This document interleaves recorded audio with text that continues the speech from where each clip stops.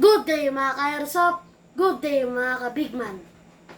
Big man, rolling tayo in 5, 4, 3, 2, 1.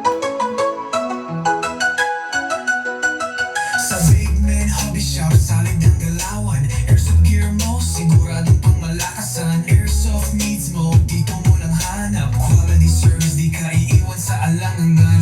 Guns, gears, upgrades na legit. From beginner hanggang pro, we're the ultimate kit. Walang sablay, walang palya. Big Man Hobby Shop, dito sigurado ka. Ayosin, aalagaan, bawat pyesa, bawat galawan. Dito sa Big Man, respeto ang sandata. Serbisyo ang kalakasan. Big Man Hobby Shop, where legends are made. Airsoft dreams mo, dito di na fade. Good day mga ka-airsoft, good day mga ka-Big Man. Dito sa Big Man, serbisyo kalidad. Walang iwanan. Bawat upgrade, bawat check, pulido. Hindi bara-bara, trabaho laging ganado. Context namin, expert sa lahat. Airsoft mo, parang bago, astig ang paglipad. Big Man, Big Man, Big Man. Best service in the land. Big Man, Big Man. Tara na, sumama ka na sa Big Man Gang. Big Man Hobby Shop, where legends are made.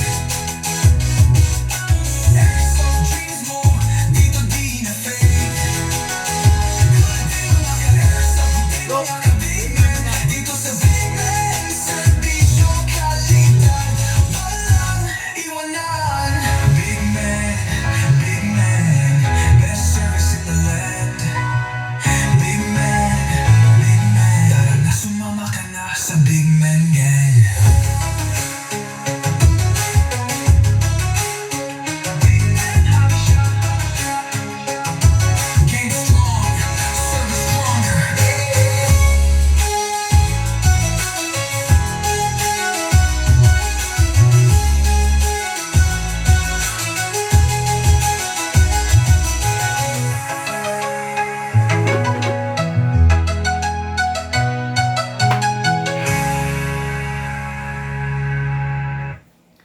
Okay, hello po sa inyong lahat. Another day, another airsoft requested by our boss, no, mga unit natin na for shipping, ating i-review and unbox today, no. Request to na ating mga boss from different province. Kaya alam mga kakaiba to kasi ito yung mga bossing natin na multiple repeat. Ibig ko sabihin, pag sinabi nating multiple repeat, kumuha na sila sa atin dati. Ay, kumuha na sila sa atin on the past, no? Pero naulit dahil, syempre, nag-enjoy sila malamang sa malamang dun sa airsoft na nakuha nila nung nakaraan, di ba? O yan, ngayon to, napakaganda nitong mga unit na to, no? Shout out, good day and good afternoon sa inyo mga ka-airsoft nating from different fields, mga ka-airsoft natin na from different estado, no? Hello, good day mga ka-airsoft nating engineer, mga ka-airsoft nating seaman, mga ka-airsoft nating police. Oy, ba't ayaw? Ayun. Okay, mga ka-airsoft nating security guard, mga ka-airsoft nating engineer, mga ka-airsoft nating construction worker. Hello po sa inyo lahat. Maraming salamat dahil nandiyan kayo palagi, nanonood sa amin, nanonood, sumusuporta sa ating daily review and unbox, daily vlog ng mga unit na item for shipping. Okay. Shout out, good day and good afternoon. Joel Casimiro of Calatagan, Batangas. Then, next natin is shout out Sir Bernard Conise of San Miguel, Bulacan. Hello, bossing! Okay, sabi ko nga sa inyo mga ka-airsoft, no, itong mga bossing natin na to is ano sila, mga repeat, multiple repeat client na. Ibig sabihin, multiple, kumuha na sila dati ng hindi lang isa, hindi lang dalawa, Tapos, repeat na naman ngayon. Kumuha na naman, umulit na naman. Kasi syempre, bakit? Bakit, alam nyo ba na isa sa napakasarap para sa akin yung repeat, no? Kasi ganito yan. Para yung isang tao mapaulit mo ulit na bumili, ibig sabihin, naramdaman niya yung ganda ng quality ng unit at saka naramdaman niya yung kalidad ng serbisyo. In short, nag-enjoy siya, di ba? Yung isang tao, hindi mo na mapapaulit kumuha yan kung sa tingin mo hindi siya nag-enjoy. Hindi mo na mapapaulit kumuha yan kung sa tingin mo hindi siya masaya doon sa una niyang kinuha. Kaya umuulit, kaya ang dami nating multiple repeat client. It is because nararamdaman nila yung kalidad ng serbisyo, yung quality ng produkto, di ba? Totoo yan, kalidad ng serbisyo at saka pagiging quality ng produkto, isa yan sa napakagandang puhunan na isineserve na ibinibigay ng Big Man sa ating mga ka-airsoft, no? Kaya nakakatuwa kasi isa tayo sa mga talagang tinatangkilik pagdating sa mundo ng airsoft, no? Ibig sabihin, na-appreciate nila yung ginagawa natin sa ating community, sa ating airsoft, okay? So ngayon, Joel Casimiro of Calatagan, Batangas, unang kinuha nito is the non-upgraded version of the 7.0 Dragon. Hindi upgraded, ibig sabihin. Ano ba yung hindi upgraded version? Ito yun. Ito. This is the 7.0 Dragon. Makikita nyo, ang haba niya, ang laki niya, no? Nagkakamal siya ng napakalakas rin na FPS dahil mahaba siya. Ayan, ito yung hindi upgraded version, ha? Ayan, makikita nyo, ang lakas ng kalog, oh. Hindi lang 1mm, hindi lang 2mm. Ang kalog niya nasa 10mm to 15mm. Ayan, no? Okay, di ba? Ito yung hindi upgraded version. Ayan, no? O, yan, di ba? Ayan. Makikita nyo yung barrel niya, kumakalog and forward and reverse. Ang totoong fixed outer barrel, walang kalog forward and reverse. Possible, merong kalog left and right and up and down, pero dapat ang fixed outer barrel, walang kalog forward and reverse. Okay? Ngayon, ito na yung upgraded version natin. Asa natin, ilock natin manually. Yung upgraded version natin, totally nakalock. Wala siyang kalog forward and reverse. Wala rin kalog up and down. Wala rin kalog left and right. Bakit? Kasi may compensator siya. Hinahawakan ng compensator yung barrel para wag kumalog ng up and down and left and right. Tapos, naka-fix outer barrel, hindi siya kumakalog ng front and back. Ayan, kahit kalugin natin, hindi po siya kumakalog kasi nakalock siya, naka-totally dahil naka-fix outer barrel. Okay? Ngayon, yung hindi naka-fix outer barrel, ayan, no, kumakalog siya front and back. Malakas kasi nga, hindi siya naka-fix outer barrel. Walang upgrade, in short. Okay? Okay na to, tabi mo na yan. Okay, ito yung version na naka-fix outer barrel. Ang karga nito, fix outer barrel, fine tuning, trigger job, hammer protection pad. Yun ang mga kargang upgrade nito. Hindi naman lingid sa alaman ninyo mga ka-airsoft, napakataas, napakalakas ng FPS nito. Kasi nga 7.0 siya eh. Just imagine yung 7 inches na travel na mangyayari na nababagtasin ng bibis bago siya lumabas sa hangin. Napakatinding buwelong ginawa niya. Kaya fine, hindi na aggressive yung lipad ng bala. Napakapino nung lipad ng bala dahil nga mahaba yung buwelo. Okay? Napakaganda ng unit na to, especially kung yung gagamit is may disiplina. Kasi, bakit ko sinabi may disiplina? Malakas to. Tapos, kung gagamitin lang ng taong walang disiplina, pwedeng mapahamak yung gagamit nito. Okay? Napakaganda, optic front, bomber sight, tapos, meron siyang rail para sa mga upgrades. Meron siyang beaver, wala lang siyang magwell, at saka hindi lang naka-optic yung rear niya. Yun lang naman ang downside na nakikita ko rito. Tapos, itong unit na to is capable only of one types of gas. 12 kg lang, okay? 12 kg lang ang compatible dito. Huwag natin gagamitan ng 14 and CO2 kasi hindi niya kakayanin sasabog siya. Okay? Kaya pakita ko lang sa inyo, this is the size, no? While this is yung unit ng ating ka-airsoft, Bernard Conice, ayan, no? Tignan nyo, nanliit siya, di ba? Ang layo, almost half, oh. O, di ba? Yan. Ganyan ang difference nilang dalawa, no? Yan. Kaya, napakalakas nito. Napakasarap nito, no? Itong unit na to, mga ka-airsoft, is from the WE, kung tawagin nila Dragon. Pero, we call this as the RoboCop 2. Ito kasi ganito yung ginamit ng RoboCop sa RoboCop 2, no? Napakaganda nito, kaya lang nga, limited lang rin ang magagamit nyo. Na gas sa kanya.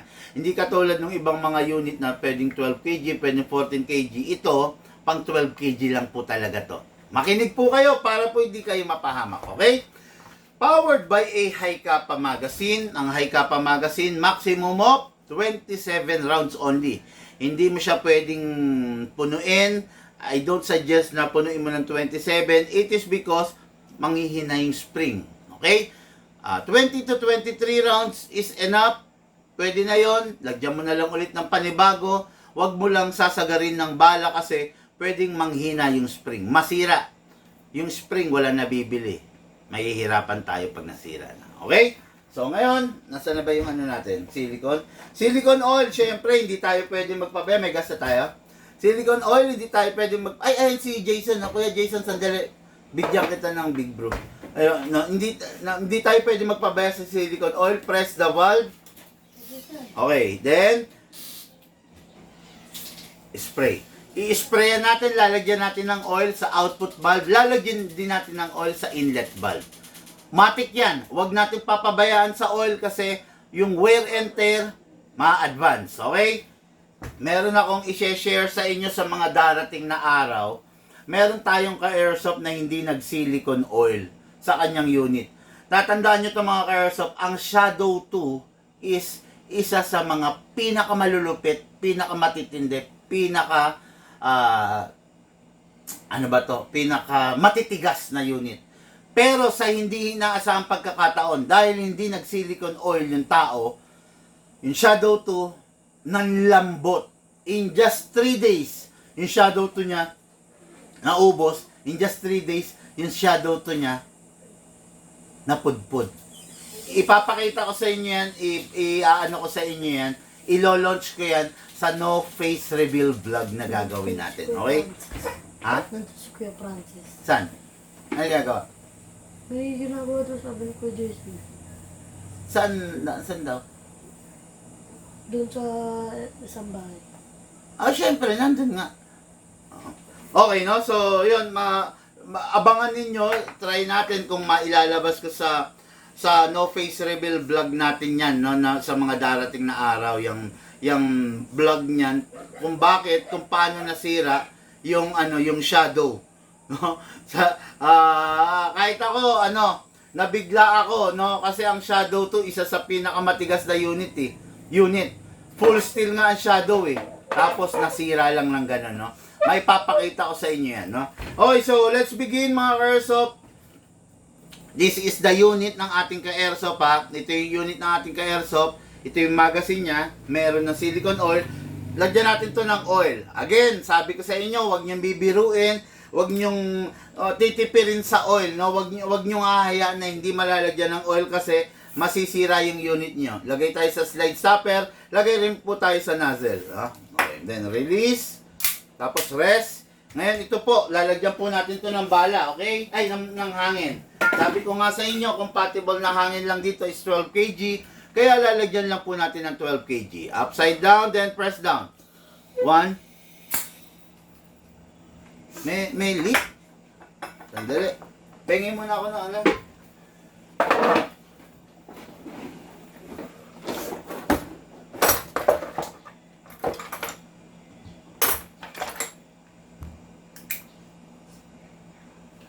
Yari rito.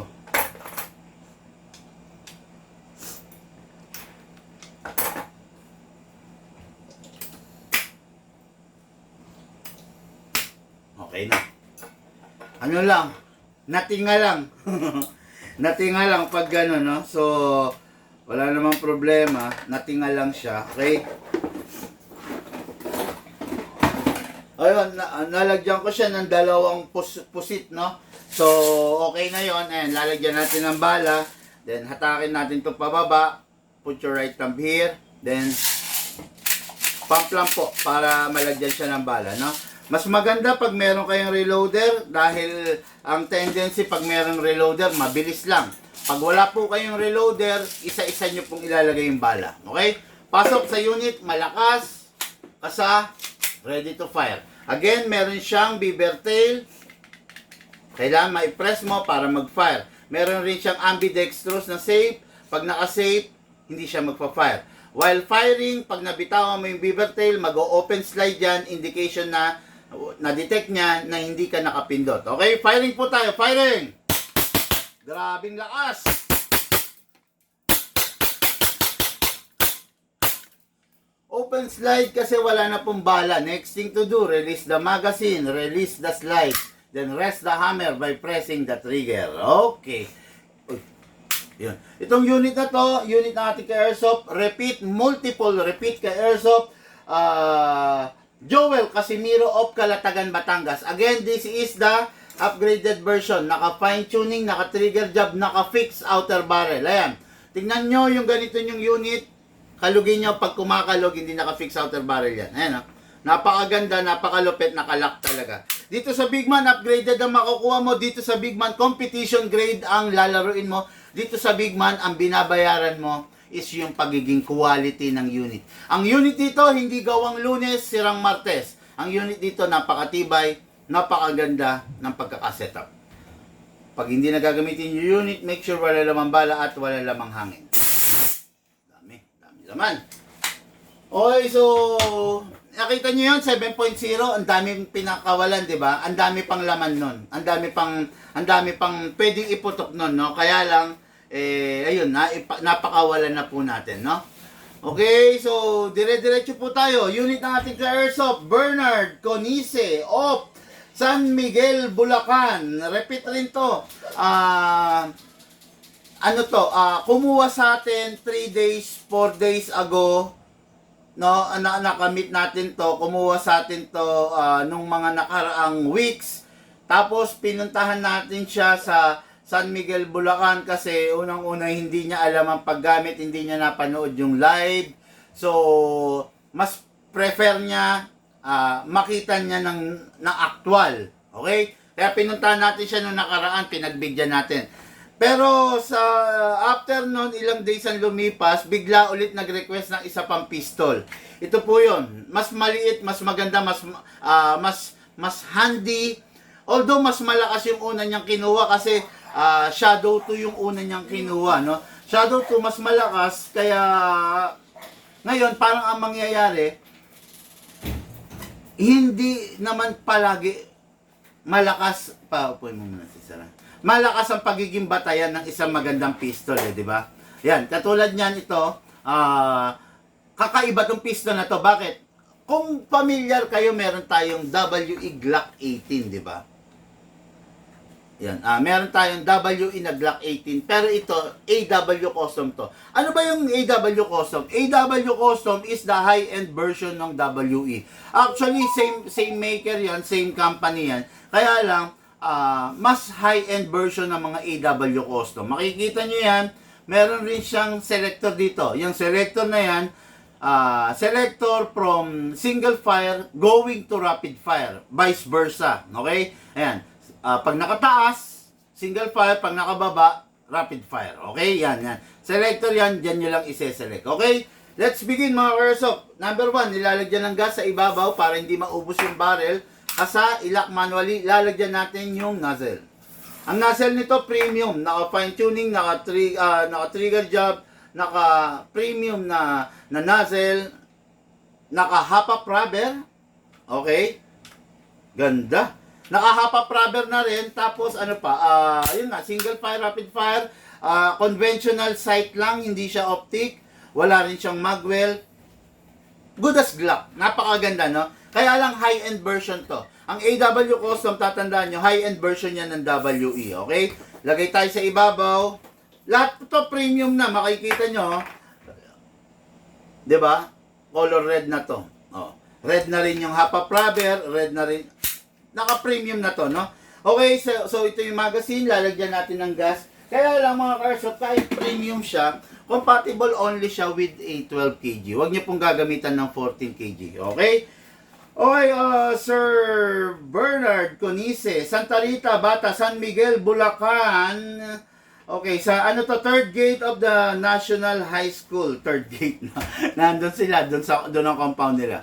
Okay, then, lagyan natin ng bala ay ng hangin.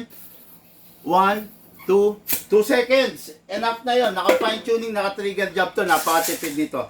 Para tong Glock 18, okay? Pero, yung function niya parang Glock 18. Kaya lang, hindi siya Glock 18 ng WE. Again, AW Custom. High-end version ng WE, no? Yung AW Custom, pakilala ko lang sa inyo, ang AW Custom is sister company ng WE. High-end. Sila yung naglalabas ng mga high-end. Okay, pasok natin. Oh, tama ba ako? Asa. Always start single fire. Single! Oops, hindi. Bumabara yata. Ayan, hindi umaangat ha.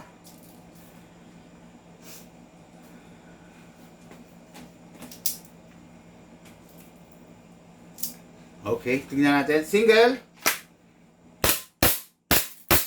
Rapid fire, baba natin. Bumabara, look. Oo nga.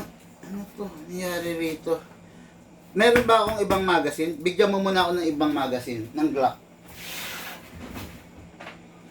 Ito. Dali nagkakaroon ng problema tong magazine. Normally yan, nangyayari yan pag yung magazine nalaglag. Hindi ko lang alam, baka nalaglag tong magazine na to, no? 1, 2. Kung nalaglag to, possible ganun na nangyayari, no?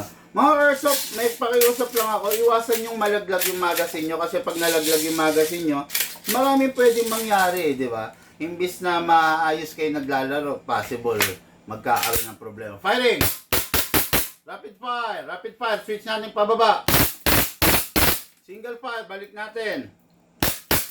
Okay, open slide kasi wala na pong bala. Next thing to do, release the magazine, then release the slide.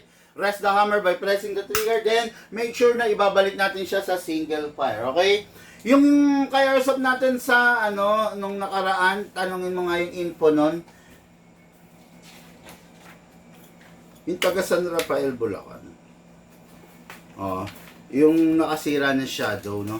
So, ito na po yung unit mo. Bernard Conise, Santa Rita, Bata, San Miguel, Bulacan. Ito na po. Ready for packing and ready for shipping. Ito po yung magazine mo. Papalitan ko ng iba. Papalitan ko ng mas maayos. Nagkakaproblema yung isa, no? So, ito yung magazine mo. Pag wala ng bala, make sure walang... pag hindi na maglalaro, make sure walang bala at walang lamang hangin pasingawin. Actually, marami pa to, no? Kasi napakatipid nito sa gas, marami pang laman. Tingnan nyo. 2 seconds lang nilagay natin ha. Nag-fire lang tayo ng 20 rounds. Tingnan nyo kung gaano kadami. O, diba? Napakadami pa nun. Kung mga 40 rounds puputok pa yun, kaya lang kailangan ko kasing ipakita sa inyo kung paano pasingawin. Okay? Unit ng ating ka-airsoft, napakaganda. The high-end version of the AW Custom. Parang same as the Glock 18 function, pero hindi siya Glock 18 kasi ang Glock 18 nilabas ng WE. Okay? For packing and for shipping na po. Ano? Okay na, ano kaya naging problema nito? Pakialis mo lang lahat ng bala, then check ko mamaya. Okay, then, ayun. So, yun lang muna mga airsoft. Meron lang ako ritong bossing na kailangan nating i-entertain. Maraming salamat.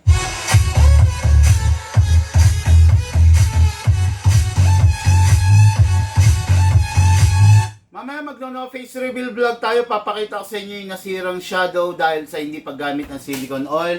Lahat po tayo nagmula sa iba't ibang larangan, pinagbuklod, pinag-isa ng iisang libangan. Yun po ang paglalaro ng airsoft. Siyempre po, atid sa inyo ng inyong lingkod, Big Man.